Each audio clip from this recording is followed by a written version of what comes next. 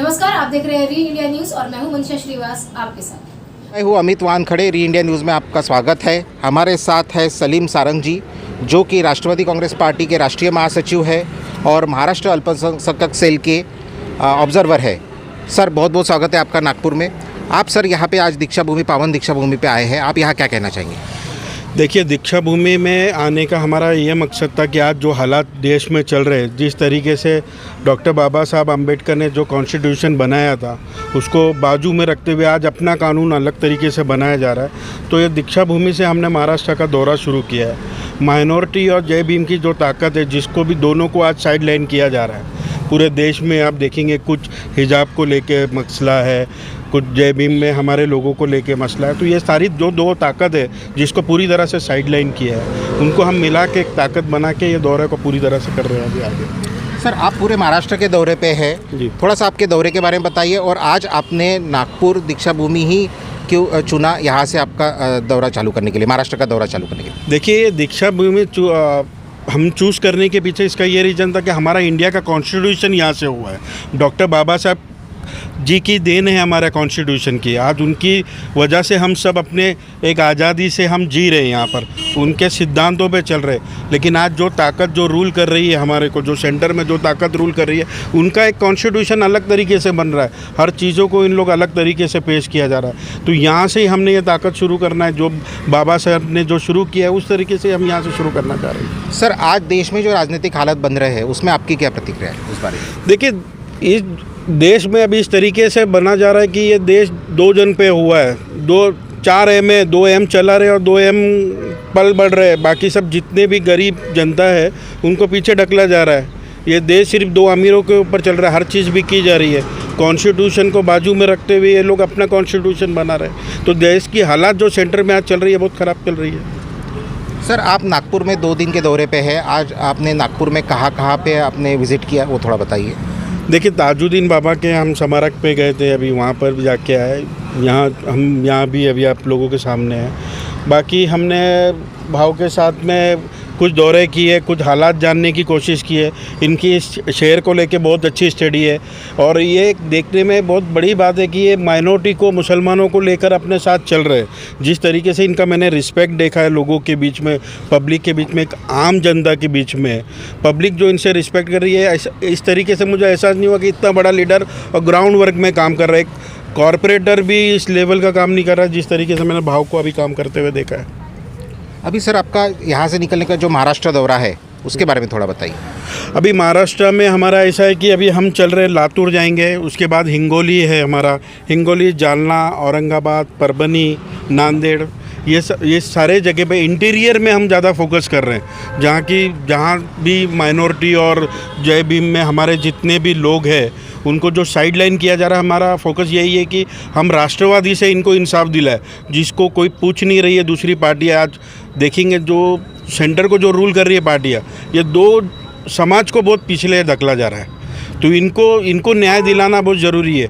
अगर हम इंटीरियर में नहीं जाएंगे तो आज एक्सटीरियर में आप देखेंगे बड़ी बड़ी सिटियों में भी हालात ख़राब है। एक लेडीज़, आज ये लोग अभी यूपी का चुनाव हो रहा है, वहाँ बोल रहे बिंदास लड़कियाँ घूम रही है। कहाँ घूम रही है रात को? आज आज़ादी है ही नहीं है। जो बाबा साहब अम्बेडकर ने जो कॉन्स्टिट्यूशन बनाया था वो आज़ादी हमारी बची ही नहीं है आज। सर, बहुत बहुत धन्यवाद आपका री इंडिया न्यूज़ से बात करने के लिए। आपका जो दौरा है वो सफल रहे। बहुत बहुत री इंडिया की तरफ से हम आपको शुभेच्छा देते हैं। धन्यवाद। हमारे साथ है आमदार प्रकाश गजभिये जी, हम उनकी भी प्रतिक्रिया जानते हैं। सर, आज जो देश में हालात बन रहे हैं और सलीम सर का जो यहाँ पे जो पूरा दौरा हुआ है उस बारे में थोड़ा सा बताइए। निश्चित तौर से ऐसे युवा साथी जो सलीम सारंग साहब हमारे देश के नेता है और अल्पसंख्यक के महासचिव है, और उनके साथ हमारे कईयों में प्रदेश उपाध्यक्ष भी आए हैं। और इनका जो काम मैं देख रहा हूँ, निश्चित तौर से वो ग्राउंड लेवल पे इनका काम है और वो जहाँ जा रहे कि वो ये हालात क्या है अपने देश में, अल्पसंख्यक माइनॉरिटीज़ के लोगों के, दलितों के, बहुजनों के हालात क्या है वो देखने की कोशिश कर रहे हो और अपने पार्टी को जोड़ने की बात कर रहे हैं। और अपनी पार्टी जो है ये पार्टी ज़्यादा स्ट्रेंथन उसको कैसी ताकत दे वैसी ताकत देने का काम कर रहे हैं। उनका काम करने का तरीका अलग है बाकी नेताओं से जो मुस्लिम नेता है, लेकिन ये मुस्लिम नेताओं में अलग ही नेता लग रहे हैं मुझे कि वो खुद ही अपने यानी पार्टी के ऊपर कोई बर्डन न देते हुए अपन खुद ही अपने पार्टी के लिए काम करना, ऐसे नेता अगर पार्टी में रहे तो निश्चित तौर से पार्टी एक अलग मजबूती से काम करेंगी और वहाँ मुस्लिम ही भाई नहीं तो सारे दलित भाई या ओबीसी सब समाज के लोग जोड़ने का काम हो रहा है। मैं स्वागत किया दीक्षा भूमि पे, मैंने रिक्वेस्ट किया उनको कि आप आइए, जिस धरोहर में जिस ज़मीन पे आप जाएंगे तो ये 1956 साल में बाबा साहब ने यहाँ पे नींव रखा। सबसे महत्वपूर्ण काम पूरे विश्व में अगर कोई होगा उनके ज़िंदगी में होगा बाबा साहब के तो यही होगा, क्योंकि यह बौद्ध धम्म की दीक्षा यहाँ पे ली गुरु चंद्रमणि जी के हाथों। तो यहाँ पे आए उनको खुश लगा, यहाँ पे बहुत शांति मिली उनको और मुझे लग रहा है कि निश्चित तौर से यह जो बाबा साहब और बुद्ध के विचार ये देश को जिंदा रह सकते हैं, शांति यहाँ मिल सकती है। तो ये विचारों का काम कर रहे हैं तो हमें बहुत आनंद है। और वो पवार साहब के नेतृत्व में, जयंत पाटिल साहब के नेतृत्व में, अजीत दादा, सुप्रिया ताई, प्रफुल्ल भाई के नेतृत्व में काम कर रहे हैं। ऐसे युवा साथी है, ऐसा लग ही नहीं रहा था कि ये महाराष्ट्र के ऑब्जर्वर है तो, लेकिन उनका काम देखा, उनका सोशल मीडिया में काम हो या गरीबों में काम हो और उनका काम जो है अभी कोरोना में भी इतना काम 8000 लोगों के घरों को उन्होंने अनाज पहुंचाए। तो निश्चित तौर से हमारी जैसा काम है, जैसा हमने भी लाखों लोगों को यहाँ पे अनाज बांटे राष्ट्रवादी के माध्यम से।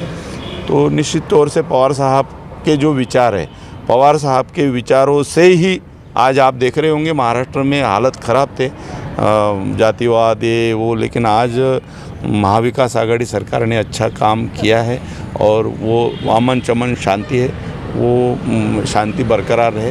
तो इसलिए हमारे राष्ट्रवादी का काम रहेगा और ज़्यादा से ज़्यादा लोग राष्ट्रवादी में जुड़े तो हमारे साहब का काम अच्छा है, हम उनको बधाई देते हैं। सर बहुत बहुत धन्यवाद री इंडिया न्यूज़ से बात करने के लिए। ऐसी ताज़ा खबरों की अपडेट के लिए आप देखते रहिए री इंडिया न्यूज़। हमारे चैनल को लाइक करें, ज़्यादा से ज़्यादा शेयर करें और सब्सक्राइब करें।